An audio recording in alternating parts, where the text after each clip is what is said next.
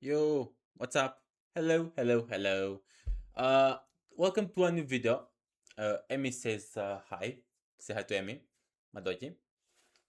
You go down there. Okay. So, we have something new here.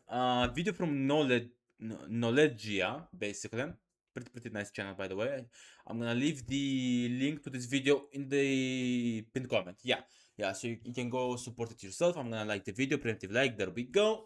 And actually, I have to log in, but who cares? You get what I'm saying. So, why did the Eastern Roman Empire collapse? This video is pretty interesting because it maybe to answer the question why the Eastern Administrative uh, what the frick is doing? What is my dog doing? Anyway, why did the Eastern Administrative part of the Roman Empire survive while the Western one didn't? Basically, I already kind of know why, but I still maybe will learn something from this video. So let's get into it.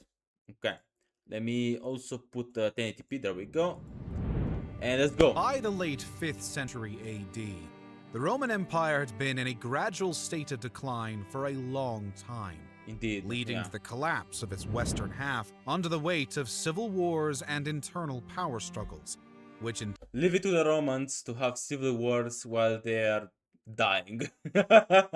turn exposed it to attacks by foreign enemies or led to imperial territory simply slipping out of the empire's effective control. Actually, sorry for passing so much, by the way. Actually, I believe it's not only about external factors. More so, they fell because of internal factors as well. The same with the Eastern Roman Empire. Like, the reason why the West fell and then the East eventually fell, it was not because most, yeah, external factors also played a huge role on both sides. For example, two sacks of Rome or even three sacks of Rome during the 400s, basically, and then constant invasions and loss of territories. And then in the Eastern Roman Empire, mainly the Battle of Manzikert, actually the loss of Anatolia in general, and then later the Fourth Crusade, set the empire to doom. But even so, afterwards, like 200 years later, it still survives. So it only fell due to poor incompetence and leadership, basically. So if there's a good, at least a decent Roman emperor on the throne, the empire will survive. The empire at this point was so reliant on a leading monarch that it could not function on its own. That's why the ancient early imperial period was so is so fantasized, is so loved because it expanded rapidly. It governed on its own. There was no need for an Augustus, there was no need for an imperator, there was no need for an emperor or anyone else. Okay, because there was the Senate. The Senate had all the power during the Principate area, basically.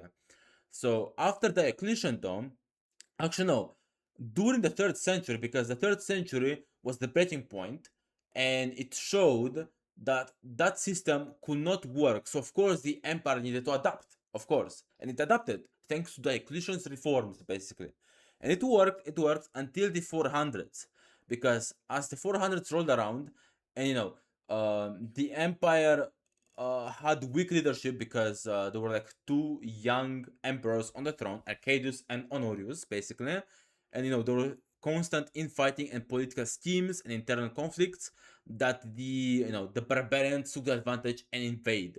And at first they weren't successful, but as soon as the emperors took off their attention from the barbarians, focused inward, that was problematic. So in order to combat that, they should have reformed, basically. Kind of like the Eastern Roman Empire, actually, yeah, kind of like the Roman Empire after the Islamic invasions, basically, reformed. Their military system changed drastically over time, but they reformed. That's why they managed to survive so long, because they kept adapting and reforming. How with the themata system, and then it reformed, it got rid of useless, court positions, like the consulship was annulled around the Leo the 6th reign, around there, I think. Stuff like that. The Senate was just becoming even more insignificant at that point, and only a handful of people were ruling the empire, especially during the Macedonian period as well. The reason why the empire fell was because of poor leadership, failure to adapt even more. Actually, external factors, I believe, is like one of the last things, are one of the last reasons why it fell, basically. So yeah. Anyways, I've been going on a tangent for a long time. So let's go. But while Rome may have fallen in the west, the empire was still very much standing in the east, which Indeed. now became the center of the entire Roman world. Actually, yeah. By now, it was the center of Christianity. Uh, don't call bullshit on that, because it was the center of Christianity.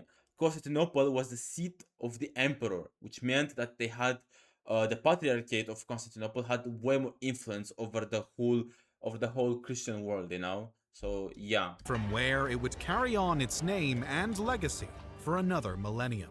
indeed. The reign of Zeno. Yeah, 474, 491 AD. I would say Zeno was not a great emperor, no, but he wasn't a bad emperor per se. I would say he was a decent emperor. For the circumstances he was in, I would say he did good. Okay, he could have been, more active, he could have done way better, but, due to the circumstances he was put in, he was, correct to not get involved too much, or to not care, or to like care too much, or to not care too much, basically. So yeah. The man with the dubious distinction of being the first Roman emperor to rule the Eastern Empire as the sole center of Roman power was Yeah. Zeno, who came to power in early 474 AD after Just the 2 death of years. his 7-year-old Yeah, just 2 years before the fall of Ravenna and fall of the Western Roman Empire as a political entity, basically. Unfortunately, we cannot count, Julius Nepos' realm in Dalmatia and Syagrius' realm in Gaul, unfortunately. son, Leo II, which briefly succeeded the late Emperor Leo I before dying of disease. Yeah, so basically, Leo II is the grandson of Leo I, and Leo II was supposed to succeed Leo I, and Zeno was supposed to act as a regent, as a regent to Leo II. But as Leo II died, and Adrian didn't have any more, children with Zeno or any other people, then Zeno took power as a reigning emperor, basically. From the beginning of his reign, Zeno was plagued by internal strife between his commanders and would have to constantly be on guard against possible rivals. Indeed. I want to add something. At this time, even at this time, one of the reasons why the Western Roman fell, it was because there were so many military uprisings, so many generals being proclaimed as emperors, and scheming and plotting stuff like that. Even the Eastern Empire got caught in that mess, basically, but they managed to go out unscathed because it's mainly because they didn't have as many attacks on of barbarian external attacks as the West had. Around the same time as Romulus Augustulus was being deposed by the Germanic leader Odoacer in the west, Zeno was deposed in a civil war by the usurper Basilicus in 475 AD. Yeah, I'm not sure if I'm correct or not, but I think Basilicus is the brother-in-law to Zeno. So he had some sort of claim to the throne, some sort of claim, but it was kind of weak. Even the populace of Constantinople didn't like him. Reigned for a short while alone until the emperor reclaimed his throne the following year. Yeah. Shortly afterwards, he received a delegation from Odoacer, returning the imperial regalia to Constantinople, along with a message that no further emperors would be needed, signaling the effective end of direct imperial rule in the West. This moment has, in the past, been seen as the fall of the Roman Empire, while the East carried on as a supposedly completely different entity, an entity we have termed the Byzantine Empire. Yeah, I could go on a whole essay about why the Byzantine Empire doesn't make any sense to refer to the Roman Empire, but that's for another day also, yeah. Named after the Greek colony of Byzantium, over which the imperial capital of Constantinople was located. Yeah. However, the inhabitants of Byzantium continued to view themselves as Roman citizens, and their nation as the Roman Empire, or Obviously, yeah. Romania, a Greek Not modern day Romania, guys. Calm down. term which originated in the 4th century And it wasn't called Romania. Maybe in English, yes, but it was called Romania. Okay, there's no a or something. That's Romania, basically. AD. This Greek influence had further reinforced modern perceptions of it as a very different state from the Roman Empire of antiquity, contrasting it with the traditional Romans and their Latin language and supposedly different culture. However, we should remember that the eastern provinces of Rome had long been a center of Greek language and culture, where the Ever since Alexander the Great conquered the Persian Empire, basically, ever since that point, the Hellenistic period began in the East, and it remained, the hegemonical language until Egypt's fall by Octavian, basically. And even during the Republican area and the imperial area of ancient Rome, the official lingua franca of the eastern provinces were still Greek, basically. Romans inherited a highly Hellenized series of communities, giving the region a very Greek character. Yeah, by modern standards. But we have to realize that the Greeks at this point didn't identify themselves as Greeks or Hellenes in these terms. They were identified as Romans, citizens of Rome, ever since the Edict of Milan, I think, by Emperor Caracalla, giving free citizenship to all free men of the empire, including Greek people. Even during its time under Roman rule.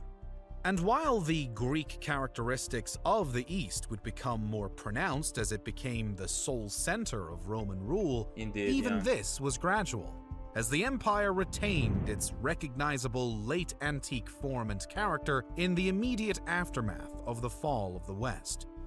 Being Roman was also not specifically tied to the Latin language or culture or the empire's old heartland of Italy, but had instead long since evolved into a political identity. Heck, even the whole Italian peninsula wasn't considered Roman. The citizens of all of Italy weren't considered Roman all the way until the late Republican era, basically. Only like during the Kingdom era and the early and mid Republican era, the only citizens of considered Roman were the citizens of the city of Rome itself, basically. Which people of any extraction could subscribe to. Thus, while most of the Eastern Roman Empire's inhabitants might not have used Latin as their Vienna Genesis, their main language, and came from varying backgrounds, they still saw themselves as Romans. And they were Romans, like seriously. Like look at this. It was like after the West fell, then they suddenly became a different nation. That makes zero sense. And the citizens of the same empire, which had risen from humble origins as a small community in Italy. This was still effectively the Roman Empire, and not simply a medieval offshoot or successor state. One might wonder then, how did Rome's eastern half survive when the West did not? Yeah. Since we started this channel, we have been obsessed with historical maps. Since some of you might like maps as well, we created a few products for you. High-resolution downloads and museum-quality prints. Go to knowledgia.co and have a look. If you want to own one, use my code in the description below. Actually, I might check it out afterwards, because I really like maps. And I really like, playing U4, if you know about the game. I really like, history in general. Now, back to the video. During the 5th century AD, when the Western Roman Empire had been constantly racked by civil wars and other internal power struggles, the Eastern Empire, by comparison, was relatively stable until the reign of Zeno. Even before the reign of Zeno, I would say. Like during the reign of Marcianus, Emperor Marcianus. Okay, I'm gonna refer to the emperors by their English names. even though they were referred to as by the Latin names at the time. So yeah, even during the Emperor Marcian, the empire was pretty much 50-50, stable and unstable, because Marcian, I believe, was the one during the reign of Attila, maybe, I'm pretty sure. Or no, it was Theodosius. Either Theodosius II or Marcian, not sure who. But Theodosius II and Marcian, during those reigns, especially Arcadius, the first Eastern Roman Emperor ever since the split of 395, the emperor was pretty much the same as the West in terms of political scheming. Retaking Constantinople, the new emperor was often challenged from within, such as in 479 AD, when the general Marcian led a coup in the Oh yeah, I capital forgot about Marcian. Yeah. itself that nearly led to Zeno's death, before another general, loyal to the emperor, intervened with his own troops and convinced most of the rebellious soldiers to switch sides, leading to Marcian's capture and downfall. Another pressing issue was the Ostrogoths. They were the descendants of the Goths who had not followed Alaric into the Western Empire in the early 5th century and chose to remain settled in the Eastern Empire, as well as Goths who had formerly been in the service of Attila the Hun and were then resettled in Pannonia. They received regular payments in exchange for their services, and the Ostrogoths settled in Thrace would become heavily Romanized and connected with imperial politics. The Ostrogoths themselves were not entirely united, and during Zeno's reign, there were two significant Gothic leaders who rose to power and competed with one another. These were Theodoric Strabo, an ambitious man who had helped Zeno retake Constantinople, but who quickly proved to be problematic to control, and another man, confusingly also named Theodoric, who had recently risen as king over one of the Ostrogothic groups. In addition to the politicking between these two leaders and their own individual overtures to the emperor, Zeno himself was trying to play the Gothic leaders off against one another. Good old Roman diplomacy. Maybe if Theodoric Strabo won, maybe things would have been different. Who knows? Maybe Italy would still be under Odoacres and his successors. Who knows? In 481 AD, Strabo died in a riding accident shortly after rebelling against Zeno, and in the aftermath of the ensuing power struggle amongst his followers, most of them sided with the young king Theodoric. For several years, Zeno was engaged in a back-and-forth rivalry with the Ostrogothic leader before in 488 AD, an agreement was finally reached. Back in the old Roman heartland of Italy, Odoacer was still in power over his own kingdom. Zeno had agreed to support Odoacer's rule of Italy if he officially recognized Julius Nepos as emperor, who had been deposed by Romulus Augustulus and forced into exile in Dalmatia. No, I mean, okay, to keep it short, she was, but actually Romulus Augustulus' father, Orestes, who was Magister Militum of the West, deposed Julius Nepos, basically. Odoacer had minted coins in Nepos' name, but his rule was effectively not recognized, and Italy... Yeah, his rule was only nominal, aka it wasn't, de facto. So, remained in the control of the Germanic king. Theodoric had been, for some time, contemplating an invasion there, and would now do so, but with the official sanction of Zeno, who may have cared little which of the two barbarian kings ruled Italy. Theodoric was granted the titles of Patricus and Magister Militum by the Patricius, I'm pretty sure it's pronounced Patricius, or I'm wrong, so please correct me in the comments. Patricius means like father of the Senate, basically, like one of the leading men of the Senate, basically. And Magister Militum means supreme commander of the troops, basically. Emperor, who agreed to support the Ostrogoths' invasion. So technically speaking, Theodoric was part of the Roman military, After which Theodoric would then rule Italy in the name of Rome. The Again, nominally, just like Odoacer. Ostrogoths then marched westward, first defeating the Gepids, who were barring their path, before invading Italy proper in 489 AD. where they gradually started to make progress against Odoacer's forces.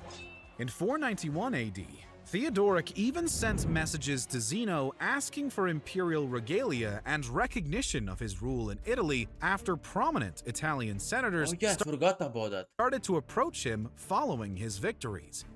He would never receive an answer, however, as Zeno was by then in poor health and would in fact die the same year. Yeah, I didn't really think of that, honestly. Like, what if Zeno really did? I mean, I'm not sure if he really would have sent the imperial regalia to him. But even so, even without Zeno's approval, Theodoric was kind of like de facto an Augustus, like an emperor of the West, basically, until his death. Still, the campaign against Odoacer would go on, and by 494 AD, Italy and even the valuable island of Sicily would be brought under Ostrogothic control, and Odoacer was executed soon after surrendering. The Ostrogothic kingdom, under Theodoric, on the surface, appeared Roman in many ways. Yeah. Theodoric kept the old Roman administrative system, also preserved under Odoacer, intact, and Italy retained its distinctly Roman character even after the Goths conquered the region. Theodoric also had initially good relations with Zeno's successor, the Emperor Anastasius, A goat emperor, honestly, a goat emperor. who even supported the Gothic king by confirming Zeno's grant of the title of Magister Militum to him. Famously, Theodoric even referred to his kingdom as a copy of the only empire in a letter to Anastasius, thus appearing deferential to Roman authority. Nevertheless, as Theodoric's power became more entrenched over time, his relations with Rome also decreased. And however Roman the Ostrogothic kingdom may have been, it was ultimately still a foreign power now ruling over former imperial territory. The reign of Anastasius. Anastasius Decorus. Decorus is his name, which means, I think, two-eyed, like two different color eyes. I'm pretty sure he had. Anastasius Decorus, so Anastasius the First was pretty goated emperor, honestly. Like, his of course his administrative policies were pretty nice, and he left the empire's treasury full, like plenty full, for Justin to even add even more to it, and for to Justinian to use in his wars, basically. The new Eastern Emperor Anastasius, meanwhile, was faced with internal strife early into his reign. Oh yeah, I remember Anastasius, wasn't he like monophysite or miaphysite? I forgot how it's called. He But he wasn't following the Chalcedonian creed of Christianity. I'm pretty sure. came to power in 491 AD with the support of the Empress and Zeno's widow Ariadne, a Yeah. decision which seemingly threatens to plunge the empire into civil war, as Anastasius was staunchly opposed in Zeno's old home region of Isauria. Yeah. So basically, the Isaurians wanted another Isaurian emperor. Honestly, I mean, it makes sense because because each emperor coming from a specific region of the empire, the specific region during his reign gets gets more influence, gets more power, basically, in the overall state of affair of the empire, basically. So they didn't want to lose that, obviously. Fortunately for the new emperor, the rest of the empire stood behind him. But the Isaurians still stubbornly fought on for several years before they were defeated in 497 AD, after which his reign proved markedly more internally stable than that of his predecessor. Anastasius proved to be a capable emperor, and his reign is most notable for his efforts at reforming the empire's administrative system and Yep. attempts to tackle religious disputes between different sects of Christianity, which remained a controversial issue during his time.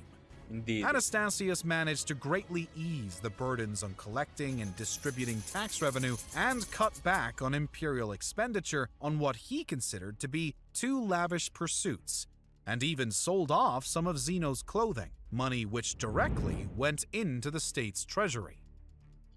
He also abolished a deeply unpopular tax on the empire's poor and insisted on Oh, taxes being paid in money rather than in kind with other goods, which had long been common, while also restructuring yeah, the that is a huge, huge step up in economy matters basically.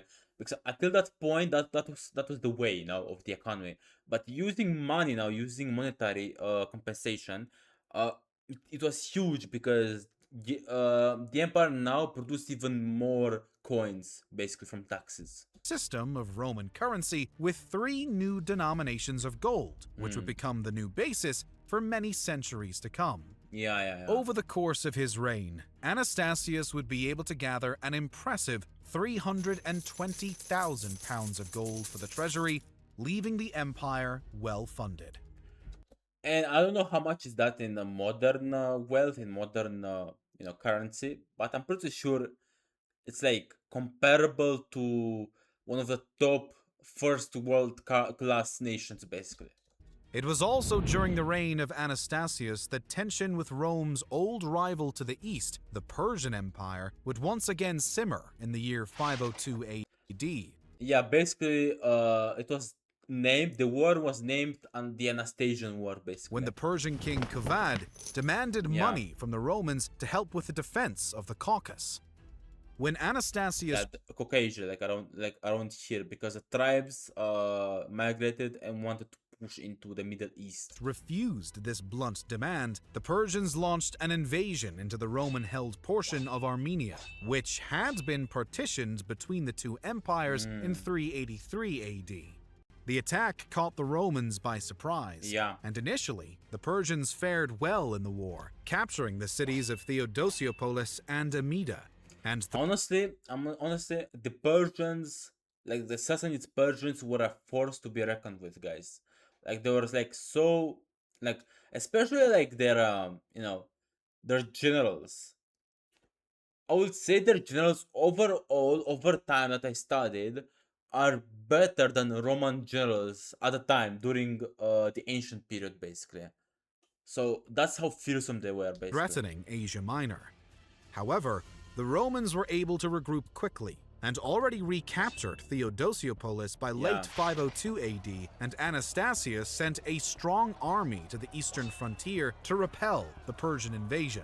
That's good. This yeah. led to a series of hard-fought campaigns in Armenia and Mesopotamia, but Yeah, it was just basically like border clashes back and forth. Like the Persians got like 2 feet in the Roman territory, then the Romans got 2 feet in the Persian territory, and so on and so forth.